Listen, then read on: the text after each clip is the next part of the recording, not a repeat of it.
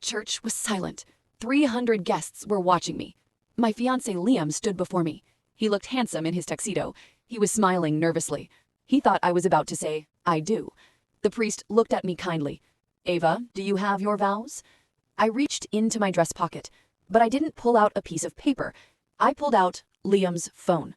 The color drained from Liam's face. He whispered, "Ava, what are you doing?" I turned to the microphone. I looked at his parents in the front row. I looked at my family. "I don't have vows today," I said. "Instead, I have a series of text messages between Liam and a woman named Jessica." A gasp went through the church. "Sent last night at 2 a.m. I read, "I can't wait to marry her, so I can take her money and spend it on us, baby." Liam lunged for the phone, but my father stepped in his way. I wasn't done yet.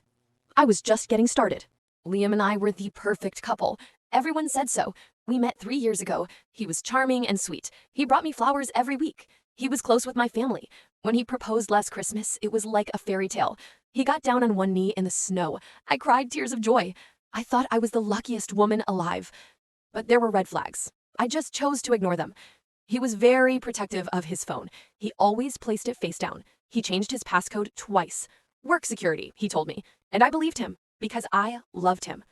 I planned this wedding for a year. I spent $50,000 of my own savings. Liam was between jobs, so I covered everything. The venue, the catering, the band. I thought we were a team. I didn't know I was an ATM. And I didn't know he had a side piece, sitting in the shadows, waiting for my money to hit his account. It happened 1 hour before the ceremony. I was in the bridal suite, getting my hair and makeup done. My bridesmaids had left the room to get some champagne. Liam's phone was sitting on the table. He had left it there by accident while checking the flower arrangements. Suddenly, it buzzed. A message preview popped up. "Are you excited to be rich today?" My heart stopped beating. I knew his passcode. I saw him type it yesterday. My hands were shaking. I unlocked the phone, and my entire world collapsed. There were hundreds of messages between him and Jessica.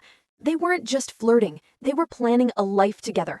"Once she signs the marriage certificate, half her assets are mine. We can finally buy that boat. She is so stupid, she has no idea." I read every single word. He called me stupid. He called me boring. He mocked my dress. He mocked my family. I felt like throwing up. I felt like screaming. But then, a cold calm washed over me. I looked at myself in the mirror. I looked at my beautiful dress. I wiped a single tear away. I wasn't going to cancel. I wasn't going to hide. I was going to put on a show. The wedding march music started. Everyone stood up. My father took my arm. "You look beautiful, Ava," he said. He didn't know his daughter was broken. He didn't know he was walking me to a funeral, not a wedding. I walked down the aisle slowly. I saw Liam standing at the altar. He wiped a fake tear from his eye. He looked so loving. It made me sick to my stomach. I saw Jessica in the third row. She was wearing a red dress. She was smiling at Liam. She thought she had won. She thought she was the secret queen. I smiled back at her, a terrifying, cold smile. I reached the altar. Liam took my hands. "You look stunning," he whispered. "Thank you," I whispered back. "You look like a liar." He frowned, confused. "What?" "Shh," I said. "The show is starting." The priest did his intro. Then he asked for the vows. That is when I pulled out the phone. That is when I read the texts. "I can't wait to spend her money. She is so boring in bed. I wish I was marrying you, Jessica." Liam tried to grab me. "Ava, stop. You're crazy. It's a joke. It's a prank." "Is this a prank too?" I asked. I swiped to a photo of him and Jessica in my bed. I turned the phone to the audience. His mother let out a scream. His father put his head in his hands. Jessica tried to run out the side door, but my bridesmaids blocked her.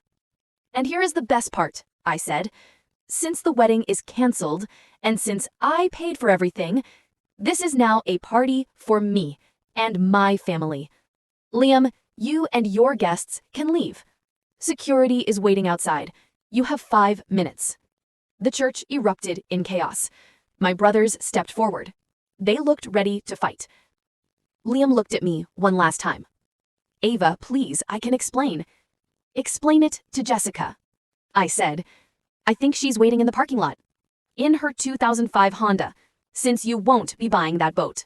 Liam ran out of the church, chased by his angry parents and my angry brothers. I didn't run. I turned to the DJ. Play Single Ladies, I said. And we partied. We ate the expensive steak.